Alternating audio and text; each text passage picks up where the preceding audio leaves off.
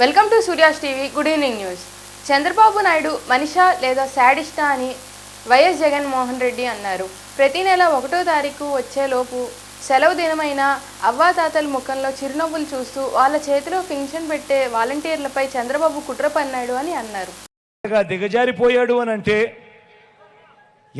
దిగజారిపోయాడు అనంటే ఈ మధ్యకాలంలోనే గత 3 రోజులుగా అవ్వాతాతలు పడతా ఉన్న బాధలన్నీ మీకు అందరికీ కనిపిస్తూ ఉన్నాయి. ఏ స్థాయికి దిగజారిపోయాడు అనంటే ఆ వాలంటీర్లు వెళ్ళి ఆ అవ్వాతాతలకు ఇంటికి వెళ్ళి గుడ్ మార్నింగ్ చెబుతూ చిరునవ్వుతూ 1వ తారీఖున ఎప్పుడూ కూడా క్రమం తప్పకుండా ఎప్పుడూ కూడా మిస్ కాకుండా నెల 1వ తారీఖు వచ్చేసరికి సూర్యుడు ఉదయిస్తున్నాడో లేదో కానీ వాలంటీర్ మటుకు చిరునవ్వుతో వచ్చి తలుపు తట్టి సెలవు దినమైనా పండుగ దినమైనా కూడా వచ్చి అవ్వ తాతల ముఖంలో చిరునవ్వును చూస్తూ మనవరాళ్ళగా అవ్వ తాతల చేతుల్లో పెన్షన్ పెట్టి ఆ వాలంటీర్లను కూడా ఇదే పెద్ద మనిషి చంద్రబాబు నాయుడు గారు పథకం ప్రకారం ఎలక్షన్ కమిషన్కు నిమ్మగడ్డ రమేష్ అని చెప్పి తన మనిషి చేత లేఖలు రాయించి ప్రెజర్ పెట్టించి ఏకంగా వాలంటీర్ అనేవాడే లేకుండా వ్యవస్థ అనేది లేకుండా ఏకంగా రద్దు చేసిన పరిస్థితులు కనిపిస్తూ ఉంటే ఈరోజు ఆ అవ్వాతాతలు ఆ పెన్షన్ అందుకునేందుకు నడవలేని వయసులో ఉన్న అవ్వాతాతలు పెన్షన్ అందుకునేందుకు ఈరోజు పడతా ఉన్న అగసాట్లు చూస్తూ ఉన్నప్పుడు ఈ పెద్ద మనిషి చంద్రబాబు నాయుడు గారు మనిషా లేదా ఒక సేడిస్తా అని అడుగుతా ఉన్నాను. ఈ సందర్భంగా అసెంబ్లీ పార్లమెంట్ ఎన్నికలు త్వరలో జరగనున్న సందర్భంగా తిరువూరులో 2 రాష్ట్రాల ఉన్నతాధికారులు సమన్వయ కమిటీ సమావేశం జరిగింది. కమిషనర్స్ ఆఫ్ పోలీస్ అందరూ ఆఫీసర్స్తో ఈ కోఆర్డినేషన్ మీటింగ్ నిర్వహించడం జరిగింది. లాస్ట్ నవంబర్లో జరిగిన తెలంగాణ అసెంబ్లీ ఎన్నికల్లో ఎన్టీఆర్ జిల్లా తరఫున కలెక్టర్ గారు కావచ్చు, కమిషనర్ గారు కావచ్చు, ఎన్టీఆర్ టీం కూడా మంచి కోఆర్డినేషన్ అందించారు. సో అప్పుడు ఇక్కడ తెలంగాణలో ఎలక్షన్స్ ఉంటాయి కానీ ఆంధ్రాలో ఎలక్షన్స్ లేదు, కానీ అప్పుడు కూడా వాళ్ళు మంచి కోఆర్డినేషన్ ఇచ్చారు. సో దానివల్ల మేము సుజావుగా ఎలక్షన్స్ కండక్ట్ చేసుకోగలిగాం. సో వాళ్ళకు ఈ వేదిక ద్వారా ధన్యవాదాలు తెలియజేస్తున్నాను. అట్లానే ఇప్పుడు సైమల్టేనియస్ ఎలక్షన్స్ ఆంధ్రాలో అసెంబ్లీకి లోక్సభకు నడుస్తుంది, తెలంగాణలో ఓన్లీ లోక్సభ ఎలక్షన్స్ ఉన్నాయి. సో 2 రాష్ట్రాల్లో సేమ్ డేట్స్లో ఎలక్షన్స్ ఉన్నాయి. సో మేము ఇంకా మంచి కోఆర్డినేషన్తో ఎంటైర్ క్యాష్ మూవ్మెంట్ గురించి కావచ్చు, లేకపోతే పీస్ఫుల్ కండక్ట్ ఆఫ్ పోల్ గురించి కావచ్చు, లేకపోతే ఎలక్టర్స్ కూడా కొంతమంది ఓటర్లు ఇక్కడ నుంచి అక్కడ షిఫ్ట్ అయి ఉంటారు, అక్కడ నుంచి ఇక్కడ షిఫ్ట్ అయి ఉంటారు, అలాంటి వాళ్ళు ఏమైనా డబుల్ ఓటర్స్ ఉన్నారని చూసి డిలీట్ చేయడం కావచ్చు, ఇవి అన్నిట్లో కూడా పూర్తి సహకారం, పూర్తి కోఆపరేషన్ మా 2 జిల్లా మధ్యలో ఉంటుంది. సో ఈరోజు అందరు ఆఫీసర్స్ కూడా ఒకరికొకరు పరిచయం అయ్యి ఒకరికొకరు ఇన్ఫర్మేషన్ కూడా షేర్ చేసుకోవడం జరిగింది. డెఫినెట్గా ఇదే కోఆపరేషన్ ఎలక్షన్ దాకా పోలింగ్ డే దాకా కూడా కంటిన్యూ అయింది. సిఏఏపై ముస్లిం మైనారిటీలకు ఉన్న అపోహలను తొలగించే క్రమంలో బీజేపీ, టీడీపీ, జనసేన పార్టీల ఆత్మీయ సమ్మేళనంలో మాజీ ముఖ్యమంత్రి, బీజేపీ రాజంపేట పార్లమెంట్ అభ్యర్థి శ్రీ నల్లారి కిరణ్ కుమార్ రెడ్డి వివరించారు. ముస్లిం మైనారిటీ స్పష్టంగా తెలియజేస్తున్నాయి, ఇది అర్థం చేసుకోండి. మీరు మీడియా ద్వారా ముస్లిం సోదరులందరికీ కూడా చేరే విధంగా చేయండి. సిటిజన్స్ అమెండ్మెంట్ యాక్ట్ అంటే భారతీయులకు వర్తించదు. ఇది కేవలం పాకిస్తాను, బంగ్లాదేశ్, ఆఫ్ఘనిస్తాన్ లో ఉండే వాళ్ళకే వర్తిస్తుంది. భారతదేశానికి రావాలని కోరుకునే వాళ్ళకే వర్తిస్తుంది.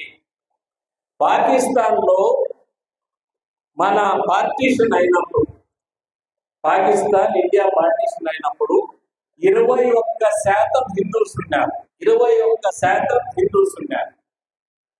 బంగ్లాదేశ్ లో 30% హిందూస్ ఉన్నారు. విభజన జరిగేటప్పుడు ఏమైందంటే బార్డర్ లో చాలా అరాజకాలు జరిగి ఒకరినొకరు చంపుకొని ఒకరినొకరిని లూటీ చేసే పరిస్థితులు ఏర్పడ్డాయి. ముస్లిమ్స్ ఇండియా నుంచి పాకిస్తాన్ పోతున్నారు, హిందూస్ పాకిస్తాన్, బంగ్లాదేశ్ నుంచి ఇండియాకు వస్తున్నారు. అప్పుడు మహాత్మా గాంధీ గారు, జవహర్లాల్ నెహ్రూ గారు, సర్దార్ పటేల్ గారు ఒక మాట ఇచ్చారు హిందువులందరికీ కూడా, మీరు దేశం వదిలేసి ఇప్పుడు రావద్దండి, మీకు ఎప్పుడు ఇబ్బంది ఉన్నా కూడా ఆ దేశంలో ఇస్లామిక్ దేశం అయితా ఉంది కాబట్టి ఆ ఇస్లామిక్ దేశంలో ఎప్పుడు ఇబ్బంది అయినా కూడా మీరు భారతదేశానికి పౌరసత్వం తీసుకునే దానికి మేము సిద్ధంగా ఉంటాం, మిమ్మల్ని పౌరులుగా తీసుకుంటామని ఒక మాట ఆ రోజు 1947లో ఇచ్చిన మాట. దాన్నే సిటిజన్స్ ఏదైతే విజయవాడ పార్లమెంట్ అభ్యర్థి కేశినేని చిన్ని కారును పోలీసులు చెకింగ్ కోసం ఆపగా పోలీసులకు సహకరించిన విజయవాడ పార్లమెంట్ అభ్యర్థి కేశినేని శివనాథ్.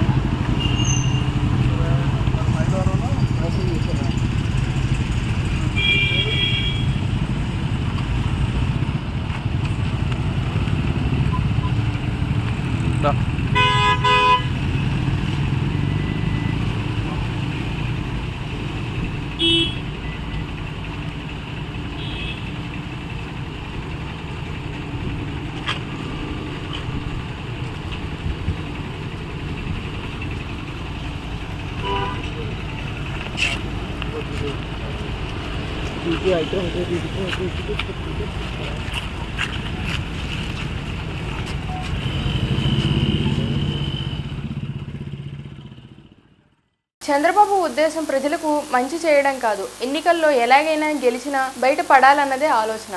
చంద్రబాబు వస్తే ఎలా ఉంటుందో ఈ 2 రోజుల్లో రుచి చూపించారు అని సజ్జల మండిపడ్డారు. ఈరోజు ఏదో పెట్టారు, పండుటాకుల మీద పగ అని ఒకడు, కావాలని శవరాజకీయాలు చేస్తున్నాను ఒకడు. అదే తీసుకుని చంద్రబాబు నాయుడు ఎక్కడ మీటింగ్లో దాని ఆ మాటే మాట్లాడతారు. ఉన్నత సిస్టంలోనే వాలంటీర్ వ్యవస్థ ద్వారా మామూలుగా అయితే ఫస్ట్ డే 80% పైన అయ్యేది. ఇప్పుడు ఉన్న సిస్టమ్నే ఎఫిషియెంట్గా వాడుకోవడం ద్వారా ప్రభుత్వం ఈరోజు మార్నింగ్కు 60% పూర్తి అయినట్టు ఇన్ఫర్మేషన్ వచ్చింది. నడుస్తుంది, బట్ ఇబ్బందులు ఉన్నాయి. ఎందుకంటే ఇంటి దగ్గరికి తెచ్చి ఇవ్వడానికి నడవలేని వాళ్ళకు, ఓల్డ్ వీళ్లకు, పీపుల్కు, వికలాంగులకు, అలాగే వాళ్ళు వెళ్ళి తెచ్చుకోవాల్సి రావడం మధ్య ఉండే తేడా ఖచ్చితంగా ఉంటుంది. ఆ ఇబ్బంది అయితే వాళ్ళు పడుతున్నారు. కానీ కారణం ఎవరైతే వాళ్ళు గుర్తించినారు. కారణం గుర్తించినారు కాబట్టి చంద్రబాబు నాయుడు జడుచుకొని లేనిపోనివేవో చెప్పి మా మీద ఉల్టా ఆరోపణలు చేసే దుస్సాహసం చేస్తున్నాడు. వాస్తవానికైతే ఉన్న దాంట్లోనే ఎఫిషియెంట్గా చేసి 2-3 రోజులు అది పూర్తి అవుతుంది.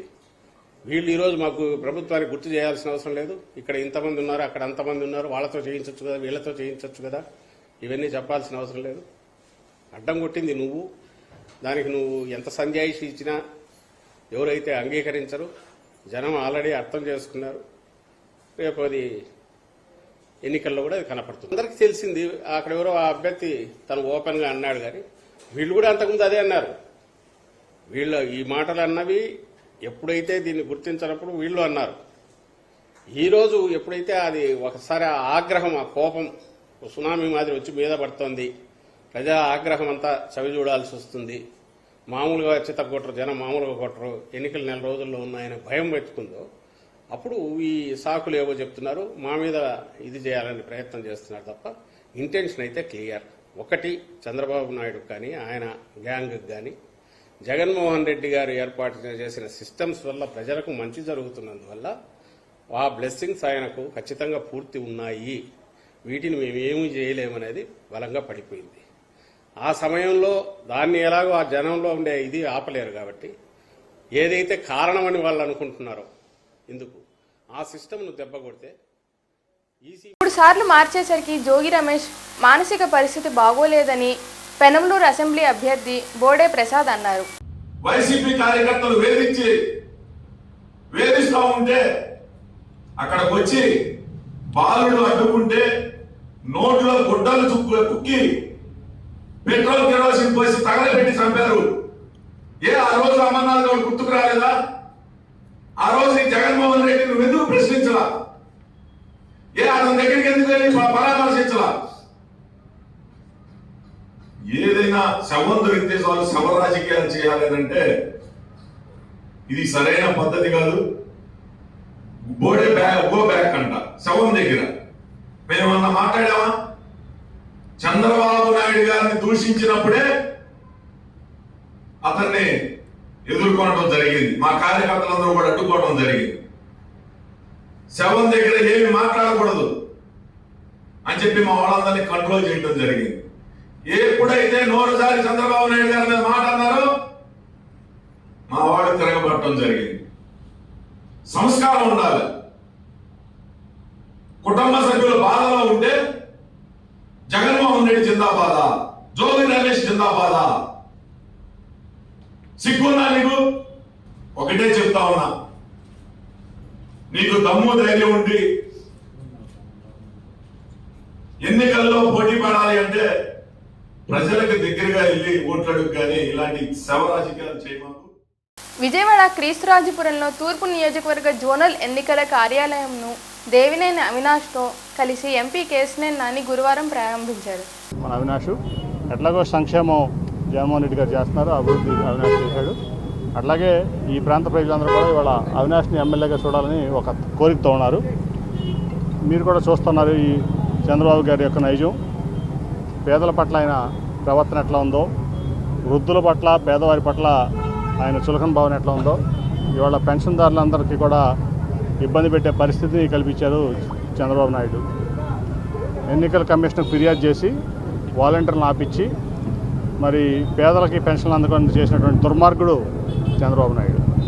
అట్లాగే ఈ మధ్యకాలంలో మీరు చూశారు, పేదలకి సామాన్యులకి జగన్మోహన్ రెడ్డి గారు ఎమ్మెల్యేలని ఎంపీలని చేస్తారంటే ఆయనకి ఎగతాళిగా ఉంది. టిప్పర్ డ్రైవర్ ఎమ్మెల్యే ఎట్లా అవుతాడు, సామాన్యుడు ఎంపీ ఎట్లా అవుతాడు అని ఎగతాళి చేస్తుంది కూడా మీరు చూశారు సింగనమల నియోజకవర్గంలో.